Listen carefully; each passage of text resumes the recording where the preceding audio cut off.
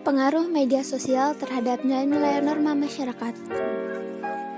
Penggunaan media sosial sudah merambah ke segala lapisan dan golongan masyarakat, mulai dari pelajar, mahasiswa, pedagang, buruh, pejabat, dan sebagainya. Terlebih lagi di saat pandemi COVID-19 seperti sekarang, semua orang mengandalkan media sosial dalam beraktivitas dan bekerja. Media sosial sangat banyak macamnya. Contohnya, seperti Facebook, WhatsApp, Instagram, Twitter, Line, dan lain-lain. Media sosial sangat mempermudah kehidupan. Namun, di balik kemudahan tersebut terdapat banyak dampak positif dan dampak negatif yang ditimbulkan dari media sosial. Adapun dampak positif yaitu yang pertama, kemudahan dalam berkomunikasi. Dengan adanya media sosial, komunikasi menjadi lebih mudah. Apabila kita ingin menghubungi teman atau kerabat yang ada di luar kota bahkan di luar negeri, kita hanya cukup membuka media sosial. Yang kedua, mendapatkan informasi secara cepat. Dengan media sosial, siapapun dapat menyebarkan informasi baru kapan saja, sehingga orang lain juga dapat memperoleh informasi yang tersebar di media sosial kapan saja. Yang ketiga, meningkatkan keuntungan dari penjualan produk. Orang yang berprofesi sebagai pedagang sudah banyak yang memanfaatkan media sosial untuk meningkatkan keuntungan dari produk yang dijualnya. Bahkan orang yang tadinya bukan berprofesi sebagai pedagang pun banyak yang menjadi pedagang karena peluang bisnis dan keuntungan yang sangat besar melalui media sosial. Yang keempat, menjalin relasi dengan luas. Media sosial membuat kita bisa memiliki banyak koneksi dan jaringan yang luas. Tentu saja hal ini berdampak positif bagi orang yang ingin mendapatkan teman atau pasangan hidup dari tempat yang jauh atau negara asing. Yang kelima, biaya lebih murah. Bila dibandingkan dengan media lainnya, maka media sosial memerlukan biaya yang lebih murah karena kita hanya perlu membayar biaya internet untuk dapat mengakses media sosial. Selain itu, ada pun dampak negatif dari media sosial, yaitu 1. Menyebarkan informasi palsu.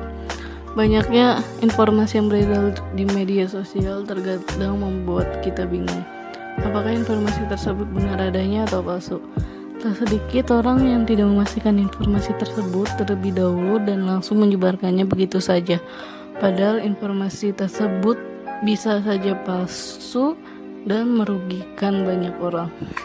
2. Menurunnya rasa simpati.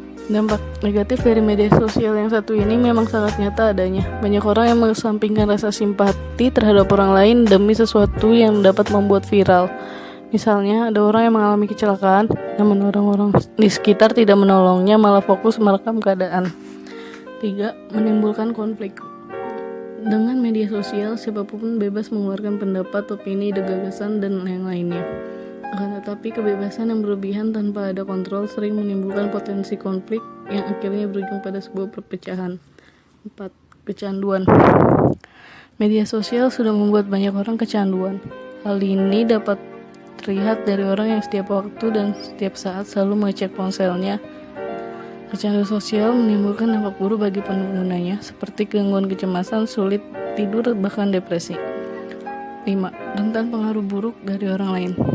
Dalam berinteraksi dengan orang di media sosial, kita harus mampu menyeleksi orang yang bergaul dengan kita, jangan sampai orang tersebut mempengaruhi hal buruk kepada kita.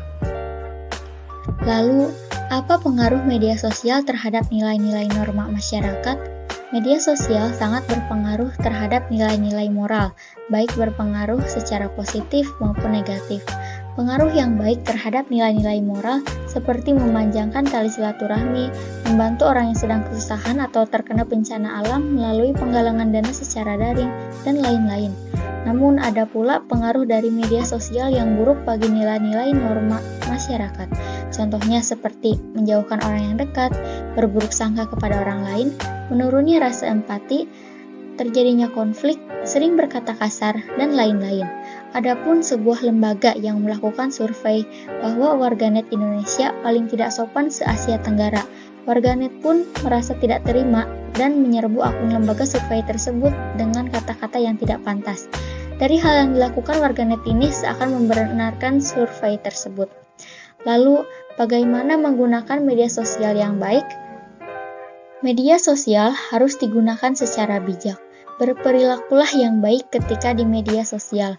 Ketika menyampaikan suatu informasi, pastikan informasi yang disampaikan itu benar dan akurat. Dan ketika ada yang orang salah menyampaikan informasi atau berperilaku kurang baik, maka kita jangan menghujat, membuli, atau bahkan menghinanya. Ingatkan orang tersebut dengan cara yang baik, karena di media sosial orang lain menilai perilaku dan perkataan kita.